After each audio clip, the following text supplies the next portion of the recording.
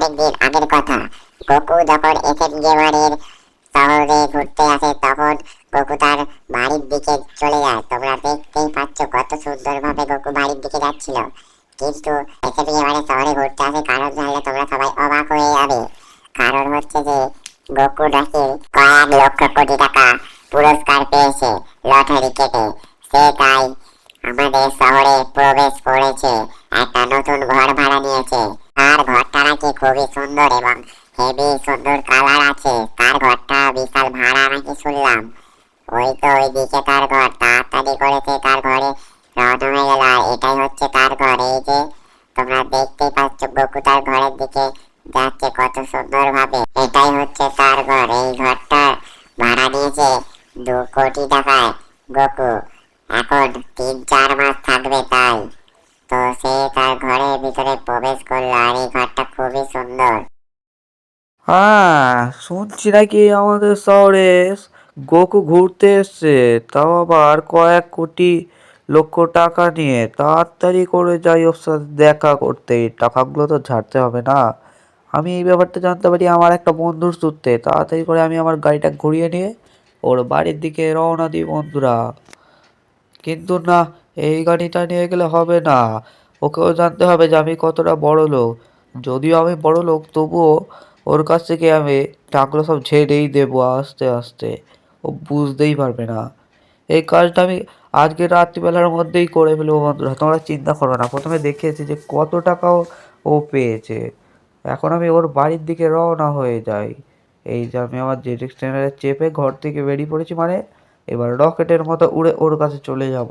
হ্যাঁ হ্যাঁ বন্ধুরা, ওর বাসার কাছে আমি চলেই এসেছি, তোমরা দেখতেই পাচ্ছ। এইখানটা গাড়িটা রাখি, যা জলে দিয়ে কোনো চাকাটা লেবে চলে আসছিল আমার ডিরেকশন। কিছু হয়ে গেলে এখন ওর এই জলটাকেই উড়িয়ে দেবো। হ্যাঁ, আমি সেরকম টেম্পার্ড ছেলে আছি, পাটা ধুয়ে নিলাম। তো ওই কোথায় গেলি রে, কোথায় গেলি রে, কোথায় গেলি রে গোকু? তোর সাথে দেখা করতে সেই ঘরে আছিস? আরে গোকু, কিরে কেমন আছিস বল? আরে আমি তো ভালো নাই রে, এসে বার যেখান থেকে আসছি সেখান থেকেই আমার পেটে লাগছে, বারবার বাথরুমে যেতে হচ্ছে। ঠিক আছে ঠিক আছে, তুই ব্যায়াম কর, আমি আসছি তাহলে। তাহলে তুই কোথেকে অত টাকা পেলি একটু বলবি? আরে লটারিতে পেয়েছি, তুই আয় এখন। ঠিক আছে আসছি তাহলে। ভালো করে থাকিস গোকু। আমি ওর ধপধপতির সামনের বার আমি বলছি ভালো করে থাকিস। এই ঘরটা বন্ধুরা ঢুকে দেখি ওর জামা কাপড়ের আছে মনে হয়।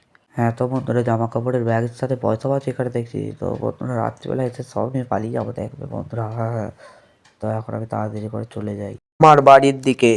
আমি বাড়িতে চলে যাব, এখন বিকাল 3:30-4টে বাজে।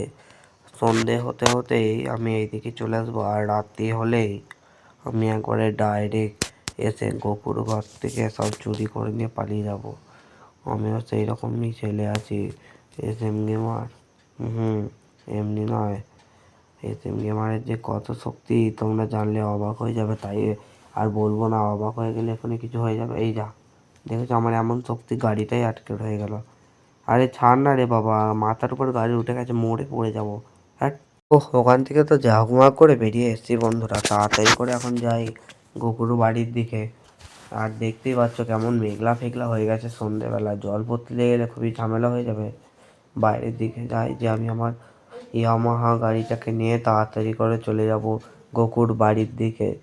আর গোকুর বাড়িতেও যেতে আমার বেশিক্ষণ লাগবে না, কিন্তু গোকুর বাড়িতে এখন গেলে হবে না। এখন আমি জঙ্গলে যে লুকিয়ে বসে থাকবো যতক্ষণ না রাত হয়। তাড়াতাড়ি করে ইয়ামাহা গাড়িটা নিয়ে নিয়েছি, এবার তাড়াতাড়ি করে চলে যাব গোকুর বাড়ির দিকে। চলো বন্ধুরা। ও বন্ধুরা, রাস্তায় আস্তে আস্তে একটা গাড়ির সাথে অ্যাক্সিডেন্ট হয়েছে। আমার গাড়িটা আবার চেঞ্জ করতে হলো। সেই গাড়িটা পুরো ভেঙে গেছে, কোথায় ছিটকে চলে গেল আর খুঁজেই পেলাম না। ওই জন্য আমি এই গাড়িটা নিয়ে এখন তাড়াতাড়ি করে চলে যাচ্ছি গোকুর ঘরের সামনেটাতে। তাও আবার অ্যাক্সিডেন্টটা হয়েছে। ওই যে দূরে জঙ্গলটা আছে, ওই জঙ্গল দিয়ে যাব। আর এই বাইকটা হচ্ছে যে কেটিএমটা, ওইটা আসলে কোথায় খুঁজে পেলাম না। যা কী হবে, আমার অত দামের বাইকটা খুব শখের ছিল। ও বাইক ফাইক বাদ দিয়ে বন্ধুরা এখন চুরিটা কী করে করবো সেটা ভাবি বসে বসে এখানে। এই তো ঢুকে পড়েছি, এবার এখানে দাঁড়িয়ে পড়ি চুপচাপ। আমি এখন কি করে চুরি করবো সেটাই ভাবছি। গোকু তো খুব শক্তিশালী ছেলে আছে, ও একবার দেখতে পেলে আমায় মেরে আমার হাড্ডি পাতলি তুলে দেবে। কেন হেঁটে হেঁটে ভাবতে হবে, হ্যাঁ কী করে চুরি করবো, কী করে চুরি করবো ভাবছি বন্ধুরা। অনেকক্ষণ ধরেই তো ভাবছি, কিছু মাথায় আমার বুদ্ধি আসছে না। তোমরা আমার একটু কমেন্টে বুদ্ধিগুলো পাঠিয়ে দাও যাতে আমি ভালো করে করতে পারি। আর দেখতে দেখতে সন্ধে হয়ে রাত্রি তো হয়েই গেলে, এবার আমি তাড়াতাড়ি করে বেরিয়ে পালিয়ে যাই এখান থেকে, নইলে আমার বাঘে ফাঘে আবার ধরবে। এই তো এইটার উপর দিয়ে চলে যাবো পুরো ডাইরেক্ট। বন্ধুরা, গোকুর ঘরের সামনের দিক দিয়ে গেলে তো হবে না, পেছন দিক দিয়েই যেতে হবে, নইলে ঝামেলা হয়ে যাবে। পেছন দিকে একটা গেট আছে, ওই ঘরটা আমি অনেকবার ঢুকেছি জানি, তাই বলছি। গাড়িটা গোকুর ঘরের সাইডের দিক করে রেখে দেবো, যাতে না গোকু দেখতে পায়। ওই যে ওই ঘরটার কাছটায় রেখে দেবো, নইলে গোকু দেখতে পেয়ে গেলে প্রচুর ঝামেলা। গোকু যা মারে, এক একজনকে এমন পাঞ্চ মারে না, সে আর জীবনে উঠতে পারে না, সোজা হয়ে দাঁড়াতেই পারে না। ওই যে বড় ঘরটা আছে, ওই বড় ঘরটার পেছনেই রেখে দেবো।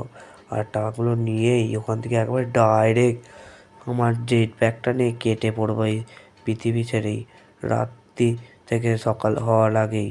এখানটাই তো গাড়িটা রেখে দিলাম, এবার আস্তে আস্তে যেয়ে চুরি করতে চলে যাবো। আর বেশি কেউ কথা বলে তাকে বন্দুকটা দিয়ে উড়িয়ে দেবো। না, বন্দুক ইউজ করা যাবে না, সাইলেন্সার লাগানো নেই আমার বন্দুকে, এক্ষুনি নইলে আওয়াজ হবে। তাড়াতাড়ি করে এই দিক দিয়ে উঠে পড়তে হবে আমাকে, আস্তে আস্তে যাই, নইলে পায়ের আওয়াজে গোকু আবার উঠে চলে আসবে। আমার খুব ভয় লাগছে বন্ধুরা চুরি করতে। এই ঘরটা দিয়ে ঘরে ঢুকা যায় না, এটা কোনো ঘরই নয়, এটা একটা ছোট্ট শুধু ঘর, এটা ওইদিকে কোনো যাওয়ার রাস্তাই নেই। আমাকে সেই সামনের দিক দিয়ে ঘুরে ঘুরে ঢুকতেই হবে। ওরে বাবা, কিছু হয়ে গেলে মারবে না তো? হ্যাঁ, আমিও খুবই শক্তিশালী ছেলে আছি, বলবো যে তোর টাকা পয়সাটা দেখতে তো অনেকদিন টাকা দেখিনি তো, এত টাকা আমি জীবনেও কোনোদিনও দেখিনি, তাই আমি তোর টাকাটা একটু দেখতেছি, কি আর হবে না বন্ধু। এই তো এখানে তো গোকু নেই, তাড়াতাড়ি করে আমি টাকাগুলো নিয়ে নিই আর কেটে পড়ি বন্ধুরা। তো আস্তে আস্তে সব পকেটে ভরে নিচ্ছি, এই তো সব ভরা হয়ে গেছে। চলো বন্ধুরা, আমি সব টাকা নিয়ে নিয়েছি, এবার পালিয়ে যাই তাড়াতাড়ি করে। এখন গোকু যাতে না দেখতে পায়, গোকু মনে হয় ওপরে বাদর হয়ে গেছে, ওর তো সকালবেলা বলছিল কি পেট খারাপ, তাড়াতাড়ি ছুটে পালিয়ে যায়। এখন ঘর যেতে হবে, ঘর যেই আর সব জিনিসপত্র আমার ব্যাগে ভরে নিয়ে, টাকাগুলো নিয়ে আমি একবারে ডাইরেক্ট চলে যাব আমার চুরি করা ডক্টর ঝটকার জেট ব্যাগ, আর সেইটা নিয়ে উড়ে আমি পৃথিবী ছেড়ে চলে যাব মঙ্গল গ্রহে। আর মঙ্গল গ্রহে যে আমি অনেক টাকা উড়াবো, শুধু টাকার উপরে থাকবো, টাকাই আমার স্বপ্ন হবে। হ্যাঁ হ্যাঁ, আমি অনেক বড় লোক হতে চাই, এই দুনিয়ার মধ্যে সব থেকে বড় লোক আমি হতে চাই। আমার মতো বড় লোক যাতে না কেউ হতে পারে, সেটাই আমি সবসময় ভগবানের কাছে যাই।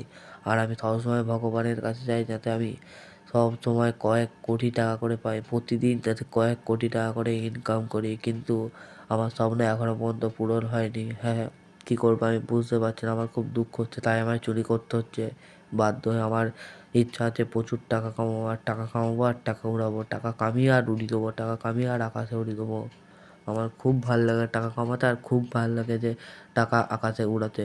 আমার গরিবদের সাহায্য করতে খুব ভাল লাগে, আবার ওদেরকেই মেরে ক্যাঁচাকাচি দিতে ইচ্ছা করে।